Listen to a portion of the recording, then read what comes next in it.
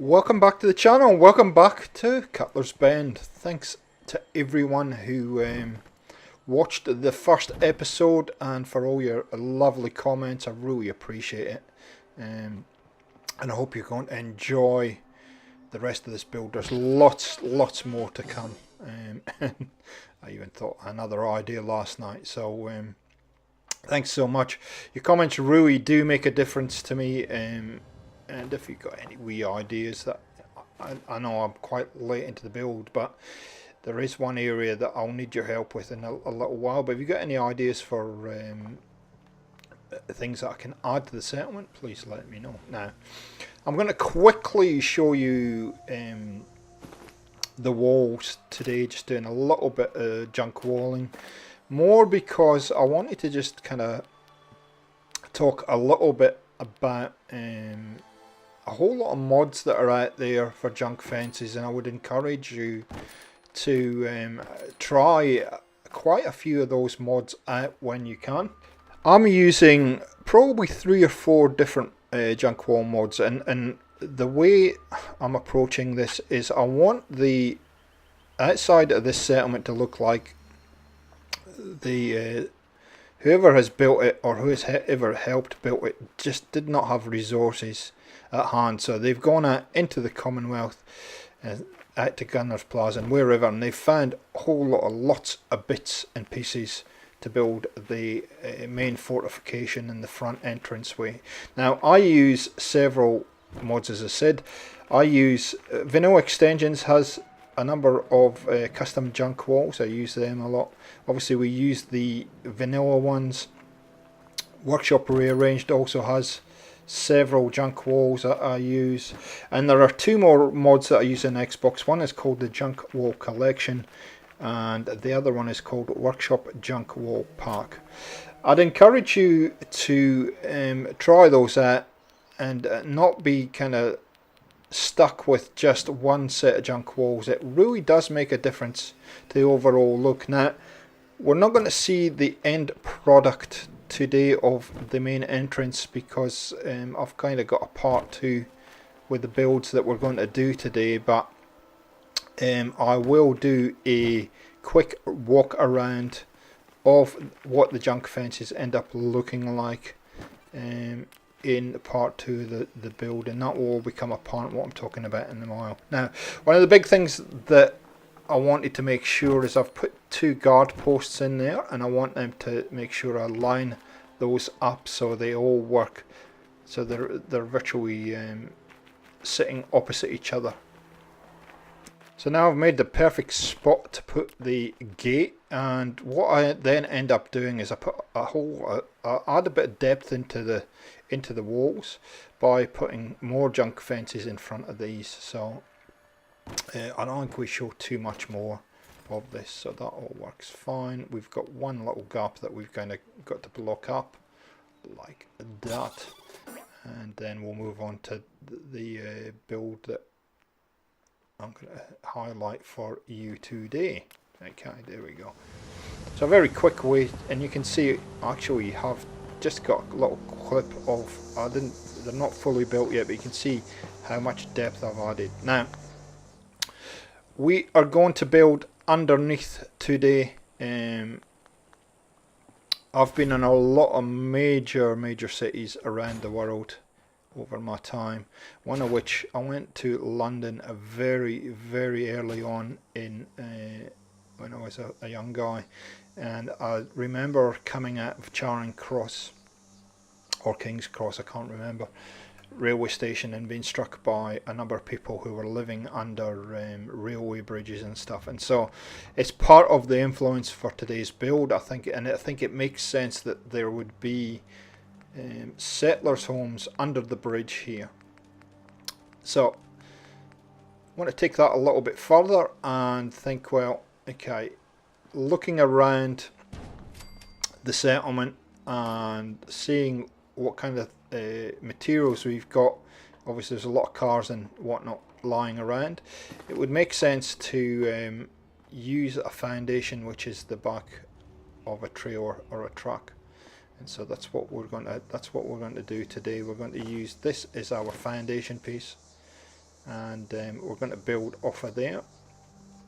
And this is going to be two-parted. I'm only going to get one dwelling built today, and then when you come back next week I will get the second dwelling for under the bridge built. And actually we do end up using a little bit of this truck bed to do that. Now I've moved the workshop out of the way. Workshop Anywhere is a great little mod. I've enjoyed using it a lot in this build. What I will say about it though is what is a little bit disappointing is that it does not allow you to establish a settlement on the map that is actually visible. So as opposed to the Conquest mod where you can actually name up, you can build 10 settlements and give them a personalized name, and it has a location location on the map. The Workshop Anywhere doesn't do that, and therefore because it doesn't establish a point on the map, you can't actually have settlers here, which is a little bit disappointing. I'm going to try and see if I put a settlement beacon at whether anybody will come and be curious enough to walk in here. So we'll try that and we'll see what happens.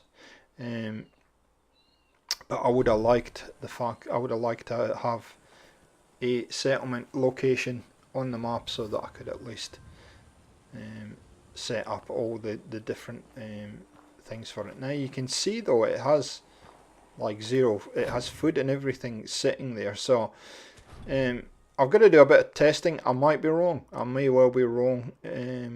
You may well can attract settlers, but we will see. I know that I've read and heard some reviews on this and it suggests that you can't. So okay, so we're starting with a little kind of metal shack wall to start with, and then we're just going to use that as our anchor to build off.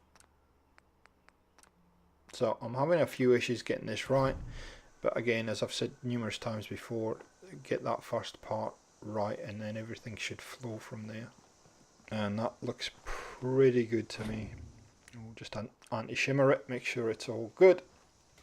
I'm going to use that stone wall as the back wall to this dwelling, and we're going to snap another end cap onto this.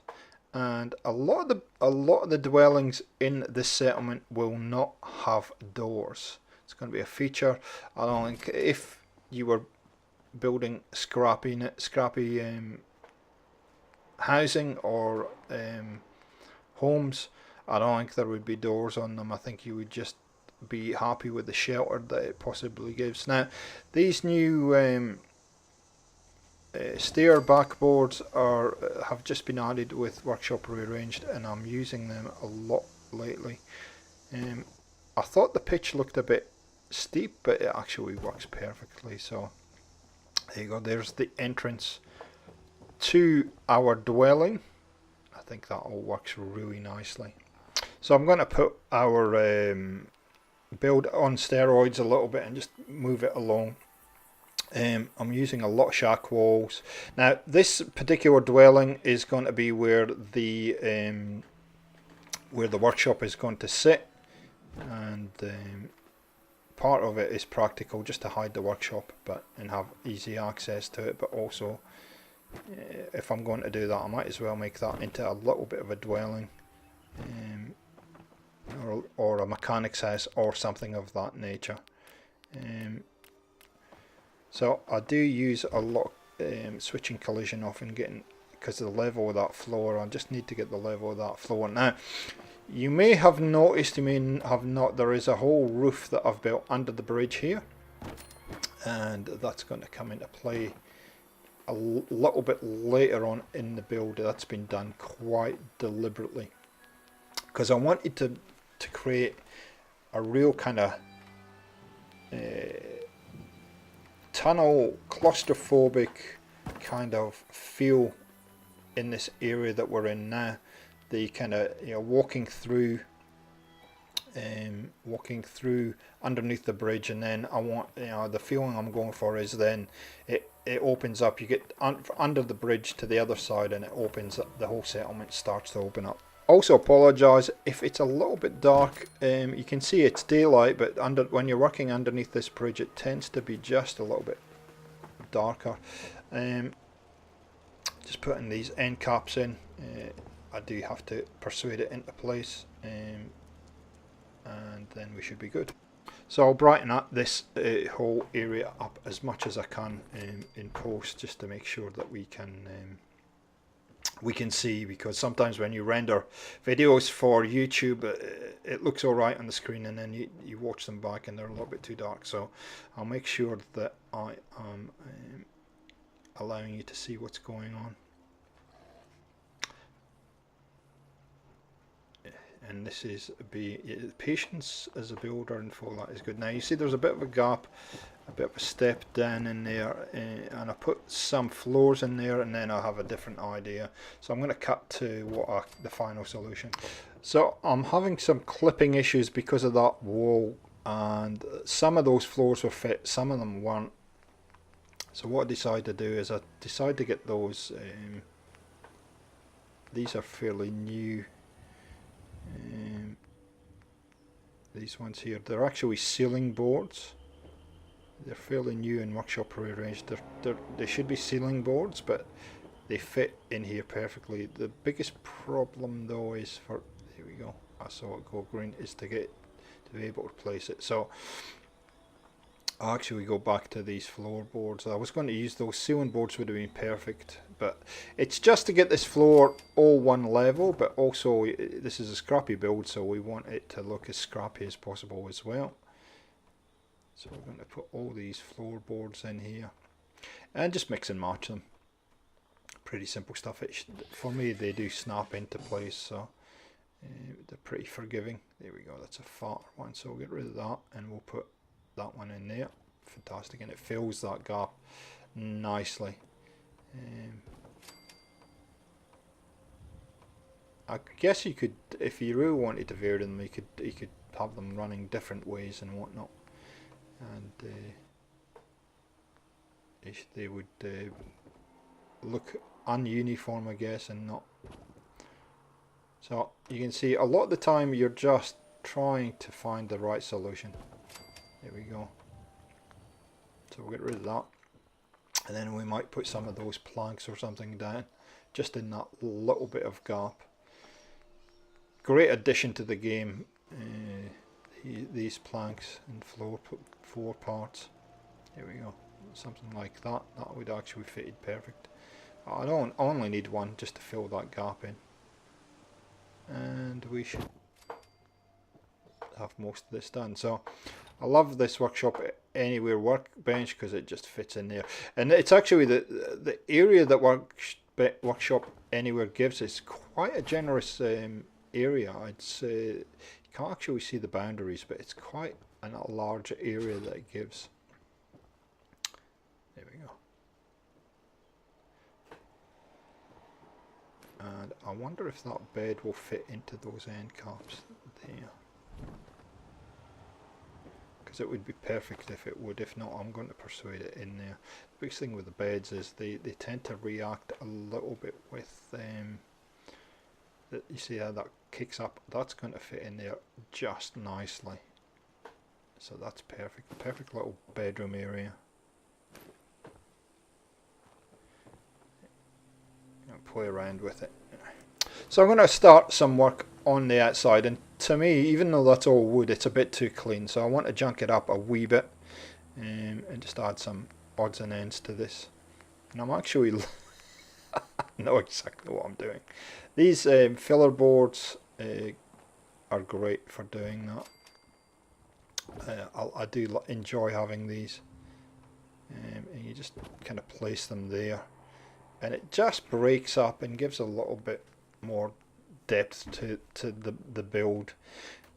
These wall boards also are good, and it just scraps it up a little bit more, just to make it look as though it's really thrown together. And as Proton Radz said, he wanted a really scrappy looking build here, so I'm going to scrap it up like you wouldn't believe as the build goes through it. Now, here is an idea I've used before. I think it's Starlight I used this idea on the channel when I done the trailer park build, and so you'll see what I do with these fences in a minute.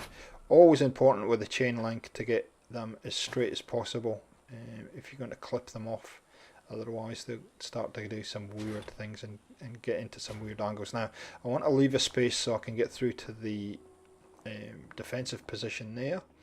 I'm going to leave a gap in the fence as well. There we go. So we're going to put it about there, so we want a little gap so we can get into that house.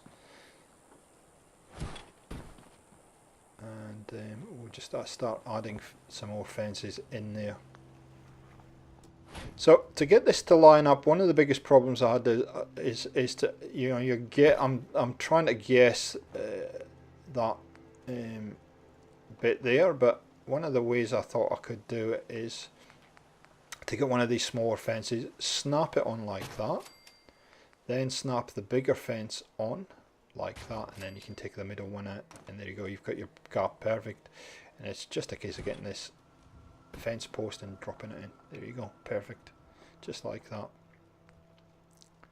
Now the chain link fence on their own would be okay, but what I wanted to do is I wanted to add even more to this. So I'm going to use these concrete barricades, and like I said, I used this in the trailer park build. Grab a few of these. Now these will clip in underneath, you just got to be persistent. I will use place anywhere, but you can actually, I have used the pillar in the past to do exactly this. And what I like to do is just drop them in underneath and make sure that it looks as though the fence, it's part of the fence. A bit like that. There we go.